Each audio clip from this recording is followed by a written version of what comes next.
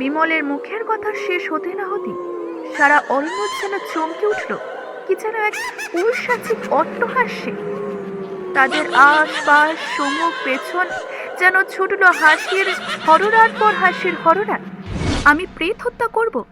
রামহরি ঠিকই বলেছে, এ হচ্ছে পিশাচী দ্বীপ, এখানে মানুষ থাকে না।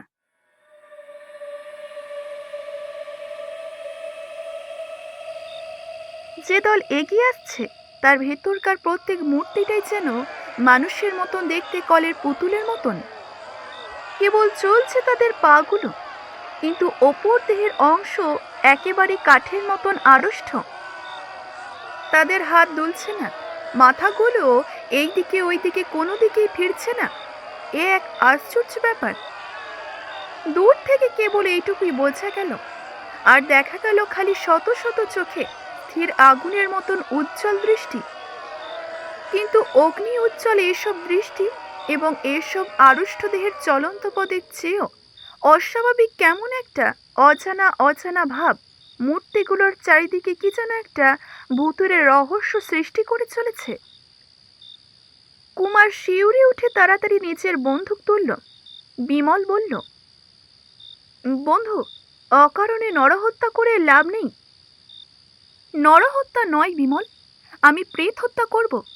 রামহরি ঠিকই বলেছে, এ হচ্ছে পিশাচী দ্বীপ, এখানে মানুষ থাকে না। আহা, পাগলামি করো না। পাগলামি? ওরা কারা তাহলে? এই মাত্র দেখে এলুম নদীর ধারে জনপ্রাণী নেই, তবু ওরা কোত্থেকে আবির্ভূত হলো? ওরা মাটি খুঁড়ে গজিয়ে উঠল, না আকাশ থেকে খসে পড়ল? ওদের আর কাছে আসতে দেওয়া উচিত নয়। বন্দুক ছাড়ো বিমল, বন্দুক ছাড়ো বলছি। বিমল ঘাড় নেড়ে বলল, কি হবে বন্দুক ছুঁড়ে? ওরা যদি একসঙ্গে আক্রমণ করে তাহলে বন্দুক ছুঁড়েও তো আমরা আত্মরক্ষা করতে পারবো না। উল্টে বন্দুকের শব্দে সজাগ হয়ে দ্বীপের সমস্ত বাসিন্দা এই দিকে ছুটে আসতে পারে। জয়ন্ত বলল, বিমল বাবু, এ কি আশ্চর্য ব্যাপার! প্রায় 500 লোক মাটির ওপর একসঙ্গে পা ফেলে এগিয়ে আসছে, তবু কোনো রকম পায়ের আওয়াজে শোনা যাচ্ছে না। এও কি সম্ভব, নাকি আমরা কালা হয়ে গিয়েছি? কুমার বলল, বিমল, তবে কি বিনা বাধাই আমাদের আত্মসমর্পণ করতে হবে? না বন্ধু, এতে আমি রাজি নই। মোটেই না। আত্মসমর্পণ করব কেন? আমরা ছুটে ওই বনের ভেতরে গিয়ে ঢুকবো। তবে ছোট, ওরা যে এসে পড়ল।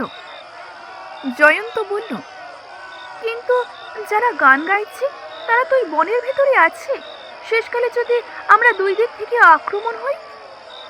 বিমল চটপট চারিদিকে চোখ বুলিয়ে নিয়ে বলল, মূর্তিগুলো আসছে ওই পশ্চিম দিক থেকে, আর গানের আওয়াজ আসছে ওই পূর্ব দিক থেকে। পূর্ব দক্ষিণ কোণেও রয়েছে বন। চলুন আমরা ওই দিকেই দৌড় দিই। পূর্ব দক্ষিণ কোণ লক্ষ্য করে তিনজনেই বেগে দৌড়তে লাগলো। খানিকক্ষণ পরে বন ও মাঠের সীমারেখায় এসে দাঁড়িয়ে পড়ে তারা আরো একবার পেছন ফিরে দেখল। সেই বিচিত্র মূর্তিগুলো তাদের অনুসরণ করেনি, তাদের গতি একটুকু বাড়েনি। তারা যেমন ভাবে অগ্রসর হচ্ছিল এখনো ঠিক সেইভাবেই এগিয়ে আসছে যেন। তাদের কোনো তাড়াই নেই। তফাতের মধ্যে খালি এটাই যে এখন তারা আসছে পূর্ব দক্ষিণ দিকে। বিমল তখন আশ্চর্য হয়ে বলল, ওরা যে আমাদের পেছনেই আসছে তা বিষয়ে কোনো সন্দেহ নেই, কিন্তু ব্যাপার কি বলো দেখি কুমার? ওরা তো একটুকু তাড়াহুড়ো করছে না। কুমার বলল, ওদের ধরন ধারণ দেখলে মনে হয় যেন নিশ্চিত মৃত্যুদল মূর্তি ধারণ করে নিঃশব্দে এগিয়ে আসছে আমাদের দিকে। জয়ন্ত বলল, ওরা কারা তা জানি না, তবে আমাদের কিন্তু এখন এখানে দাঁড়িয়ে থাকা মোটেই উচিত হচ্ছে না। বিমল বলল, হ্যাঁ, এখন দেখছি সঙ্গীদের জাহাজে রেখে এসে ভালো কাজ করিনি। এই রহস্যময় দ্বীপে অদৃষ্টে কি আছে কি জানি, কিন্তু চলুন আমরা বনের ভেতরে গিয়ে ঢুকি। আরো এক দৌড়ে তারা মাঠ ছেড়ে বনের ভেতরে গিয়ে পড়ল। বন সেখানে খুব ঘন নয়, গাছগুলো তলায় তলায় ও ফাঁকে ফাঁকে দেখা যাচ্ছে খানিক কালো আর খানিক আলোয় খেলা। ঝোপঝাড়ের মাঝখান দিয়েও ফুটে উঠেছে আলো কালো মাখা পথের রেখা। সঙ্গে দূর থেকে তখনও ভেসে আসছিল সেই বিচিত্র সঙ্গীতের তান। কুমার বলল, এখন এখন আমরা কোন দিকে যাব? বিমল বলল, ওই তো পূর্ব দক্ষিণ দিকে আরো খানিক এগিয়ে তারপর আবার আমরা নদীর দিকে ফেরবার চেষ্টা করব। বিমলের মুখের কথা শেষ হতে না হতে সারা অরণ্য যেন চমকে উঠল কি যেন এক পৈশাচিক অট্টহাস্যে। তাদের আশপাশ সম্মুখ পেছন যেন ছুটল হাসির হররার পর হাসির হররা। সে বিকট হাসির স্রোত বয়েছে যেন পায়ের তলা দিয়ে। সে হাসি যেন ঝরে ঝরে পড়ছে শূন্য তল থেকে। সে হাসির ধাক্কায় যেন চঞ্চল হয়ে উঠল বনব্যাপী আলোর রেখা, কালোর রেখা। বিমল, কুমার ও জয়ন্ত বিভ্রান্তের মতো চতুর্দিকে ঘুরে ফিরে তাকাতে লাগলো, কিন্তু কোনো দিকেই দেখা গেল না জনপ্রাণীকে। জয়ন্ত তখন বলল, কারা হাসে? কোথা থেকে হাসে? কেন হাসে? কুমার ও বিমল কখনো পাগলের মতো এ গাছের ও গাছের দিকে ছুটে যায়, কখনো ডাইনের কখনো বাঁয়ে ঝোপঝাড়ের ওপরে বন্দুকের কুদো দিয়ে বারবার আঘাত করে, কিন্তু কোথাও কেউ নেই। অথচ অট্ট অট্ট হাসির তরঙ্গের পর তরঙ্গ আসছে প্রতি ঝোপের ভেতর থেকে, প্রতি গাছের আড়াল থেকে। এ অদ্ভুত হাসির জন্ম যেন সর্বত্র। একটু পরই যেমন আচমকা জেগেছিল সেই অট্টহাসি, তেমনি ভাবেই সেই হুল্লোড় থেমেও গেল। কেবল শোনা গেল সে আগের সঙ্গীত লহরী। বিমল কান পেতে শুনল, জয়ন্ত বাবু, এবারে কেবল গান নয়, আর একটা শব্দ শুনতে পাচ্ছেন?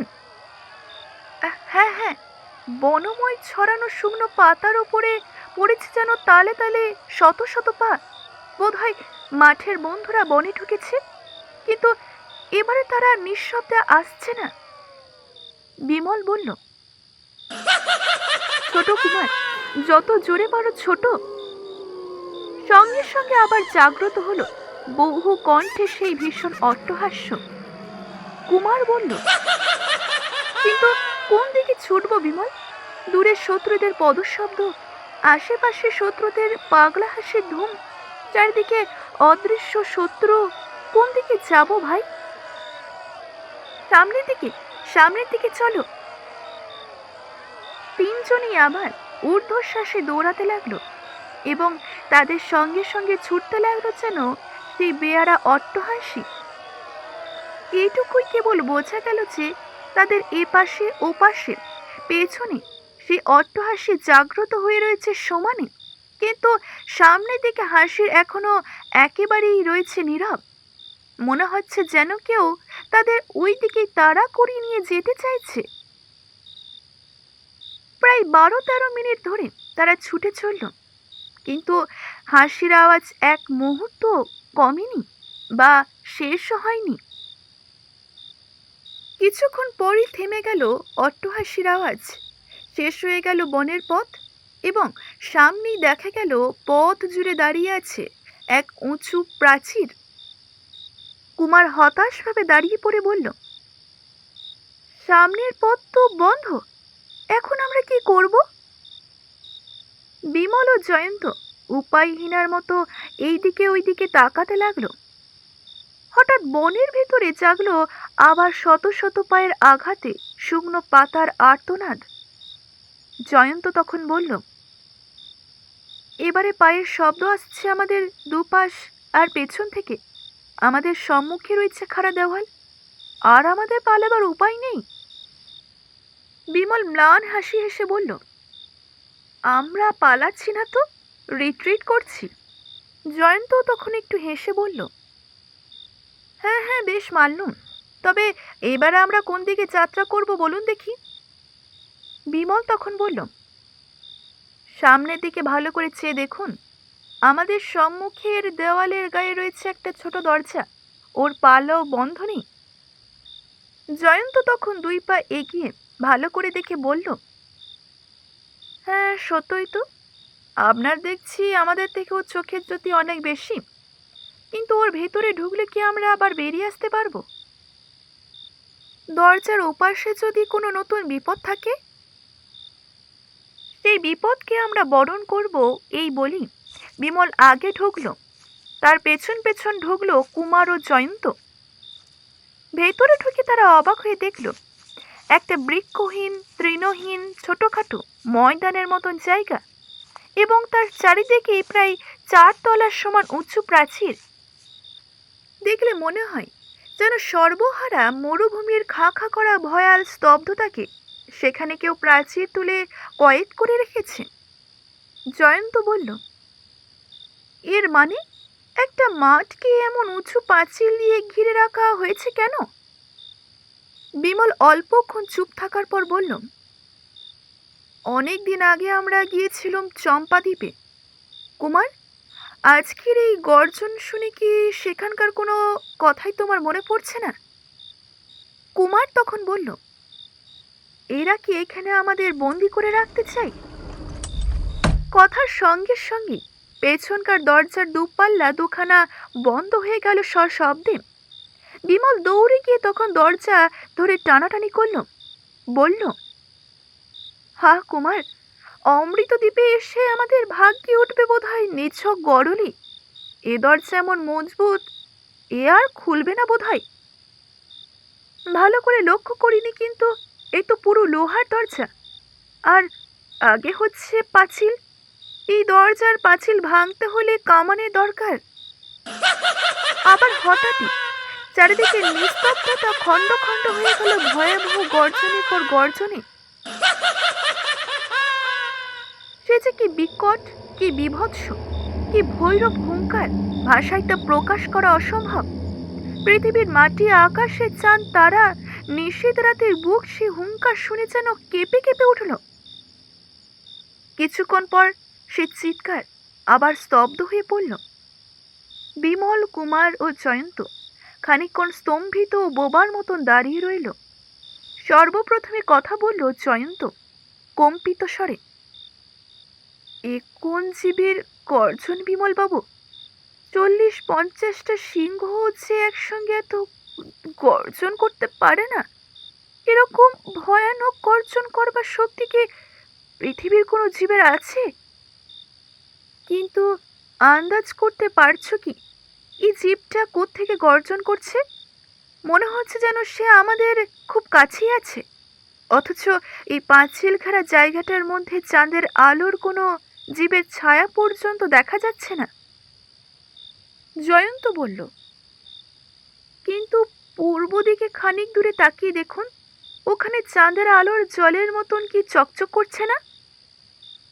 বিমল খানিকক্ষণ সেই দিকে তাকিয়ে থেকে বলল, হ্যাঁ হ্যাঁ জয়ন্তবাবু, ওখানে একটা জলাশয়ের মতন কিছু আছে বলে মনে হচ্ছে। কুমার বলল, একটু এগিয়ে গিয়ে দেখবো নাকি? বিমল তখন খপ করে কুমারের হাত চেপে ধরে বলল, খবরদার কুমার, ওইদিকে যাওয়ার নামও করো না। কেন বিমল, ওইদিকে তো কেউ নেই। হ্যাঁ, হয়তো কাউকে চোখে দেখা যাচ্ছে না, কিন্তু আগে এখানকার ব্যাপারটা একটু বুঝে দেখো। প্রথমত, মাঠের মতন এমন একটা জায়গায় অকারণে কেউ এত উঁচু পাথরের পাঁচিল ঘিরে রাখে? তারপর রীতিমতো এখানে রাখবার কারণটাই বা কি? পাঁচিলের ওই দরজা পুরো লোহা দিয়ে তৈরিই বা কেন? নিশ্চয়ই এর ভেতরে কোনো বিভীষিকা আছে, যার জন্য ওই রকম মজবুত লোহার দরজার আবির্ভাব হয়েছে। দ্বিতীয়ত, দেখো না, এখানে না আছে কোনো গাছপালা, না আছে কোনো ঘরবাড়ি, না আছে জীবনের কোনো চিহ্ন, আছে কেবল একটা জলাশয়। কেন ওখানে জলাশয় আছে? আর ওর ভেতরে কি বা আছে? এখনই যে দানব জানোয়ারটা ভীষণ গর্জন করলো, কে বলতে পারে ও জলাশয়ে বাস করছে না?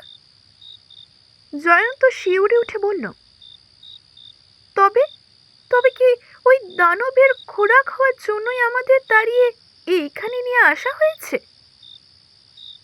আমার তো তাই মনে হচ্ছে গো। কুমার বলল, ওই বিভীষিকা যদি স্থলচর হয়, তাহলে আমরা তো এখানে থেকেও বাঁচতে পারবো না। সে তো আমাদের দেখতে পেলে আক্রমণ করবে। তখন কি হবে? কি আর হবে, এখন বলতে গেলে একমাত্র ভরসা আমাদের এই অটোমেটিক বন্দুক তিনটে। কিন্তু এই বন্দুক তিনটে যে নিশ্চয়ই আমাদের প্রাণ রক্ষা করতে পারবে এ কথা জোর দিয়েও বলা যায় না। চম্পাদ্বীপে আমরা এমন সব জীবেরও স্বচক্ষে দেখেছি যাদের কাছে বন্দুকও হচ্ছে তুচ্ছ। জয়ন্ত কিছু না বলে প্রাচীরের কাছে গিয়ে দাঁড়ালো। তারপর প্রাচীরের গায়ে হাত বুলিয়ে বলল, দেখছি পাঁচিলের গা তেলা নয়, রীতিমতো এবড়ো খেবড়ো। ভালো লক্ষণ। বিমল বলল, পাঁচিলের গা অসমতল হলে আমাদের কি সুবিধা হবে জয়ন্তবাবু? জয়ন্ত সে কথার জবাব না দিয়ে বলল, বিমলবাবু, যদি এক গাছা হাত 40-50 লম্বা দড়ি পেতুম, তাহলে আমাদের আর কোনো ভাবনাই ছিল না। বিমল বিস্মিত স্বরে বলল, দড়ি?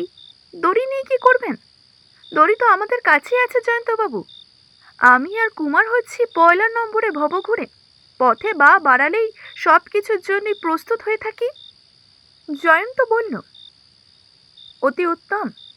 আর চাই একটা হাতুড়ি আর এক গাছা হুক। ও দুটো জিনিসও আছে কুমারের ব্যাগে। চমৎকার, তাহলে আমার সঙ্গে আসুন। আমি চাই 4 পাঁচিলের একটা কোণ বেছে নিতে। সেখানে গেলে হাত বাড়িয়ে পাবো দুদিকের দেওয়াল। জয়ন্ত পায়ে পায়ে এগুলো।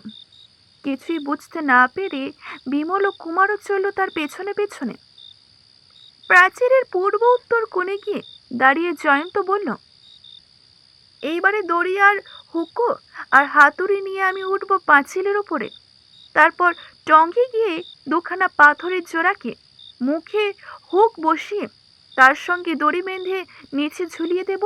তারপর আপনারা দুজনে একে একে দড়ি ধরে উপরে গিয়ে উঠবেন। তারপর তো সেই দড়ি বিয়েই পাঁচিলের ওপারে পৃথিবীর মাটিতে অবতীর্ণ হতে বেশিক্ষণ লাগবে না।